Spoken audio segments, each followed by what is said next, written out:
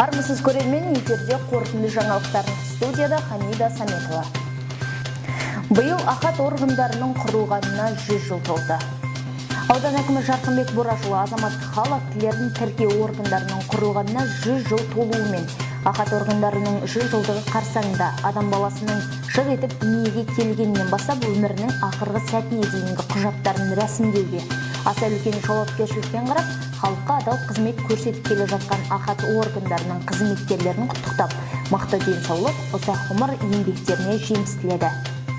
Жыл басы көктеммен бірге келген айшықты мереке 8 наурыз халықаралық әйелдер күні көпшіліктің құттықтауымен және мерекелік шаралармен аталып өтілді. Атап айтсақ, Абай ауданының сыбайлас жемқорлыққа қарсы күрес жөніндегі қоғамдық кеңестің төрағасы Үркімбаев Айдос Тілекұлы, Ингірбайби ауылының Ақжаулықты Дәулет Роза мен Молжігіт Гүлден әжелерімізбен қоса көп балалы аналар Үркімбаева Айымгүл мен Азиева Меруертті 8 наурыз халықаралық әйелдер күні мерекесімен құттықтап, жанұясы атынан сыйлықтар табыс етсе, Арқат ауылдық округінің әкімі Ардақ Аманғалиұлы Өміртаевтың қолдауымен Абай аудандық мәслихатының депутаты Елубаев Асқар Болатқазыұлы және белсенді жастарының ұйымдастыру бойынша Арқат ауылдық округінде алқалы аналарға тақсым акциясы өтіп, мерекесі қарсаңында елге еңбегін сіңірген әйелдер қауымына, көп балалы аналар мен алтын және күміс алқа иегерлеріне қошемет пен құттықтау жасап сыйлықтар табыс етті.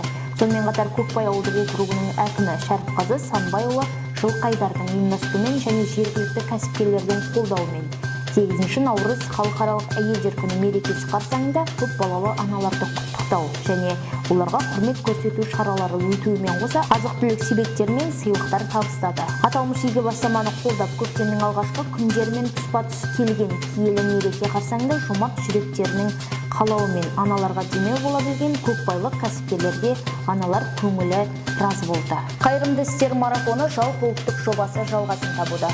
Қазақстан Республикасының президенті Қасым-Жомарт Кемелұлы Тоқаевтың бастамасымен жүзеге асырылып жатқан қайырымды істер марафоны жалпы ұлттық жобасы аясында жалпы білім беретін Қарауыл гимназиясы, коммуналдық мемлекеттік мекемесі, аз қамтылған отбасынан шыққан оқушыға Құсманова Мөлдір жетекшілік жасайтын 9-шы Ә сыныбының ата-аналарының демеушілігімен көмек көрсетіліп, азық-түлік әперілді.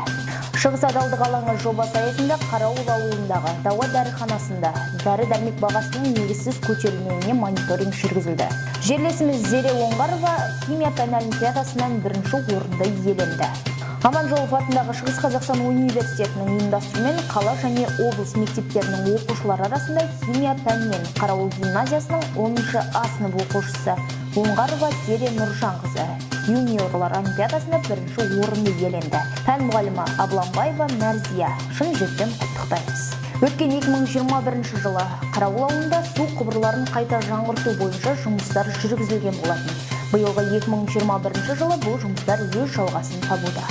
Жоба бойынша су жүйесі әр тұтынушының қоршауына дейін жеткізіліп берілді. Сіздер енді кезекте қоршауларыңызға дейін келіп тұрған су жүйесін үйлеріңізге өз күштеріңізбен немесе риза мекемесі арқылы ақылы негізде қаздырып тартқызуларыңызға болады. Тұрғын үйлерге су жүйесінің уақытылы енгізілмеуі су құбырларын байланыстыруда қиындық тудырады. Сонымен қатар су колонкалары жаңа су қосылған жағдайда ажыратылатынын ескертеміз. Толық ақпарат алу үшін және су тартқызатын тұрғындар кезекке жазылып, тізімге тұру үшін Қарауыл ауылдық округ әкімдігіне немесе риза мекемесінің нөміріне хабарласуларыңызға болады. Халыққа бір табан жақындау мақсатында ашылған ашық әкімдік кеңсесі өз жұмысын қарқынды түрде жалғастыруда. Әкімдіктердің ашықтығын қамтамасыз ету мақсатында ашық әкімдік кеңсесіне аудан тұрғындарының өздерінің көкейде жүрген сауалдарымен келіп, мамандардан кеңес алуларына болады. Бұл жерде бөлім мамандары өзіне өзі қызмет көрсету бұрышы, балаларды ойнатуға арналған орында қарастырылған. Өзіңізді мазалаған сұрақтардың жауабын бір ашық әкімдіктен таба аласыз. Манарбек Сәрсенбеков атындағы 13-ші аудандық байқау өтті.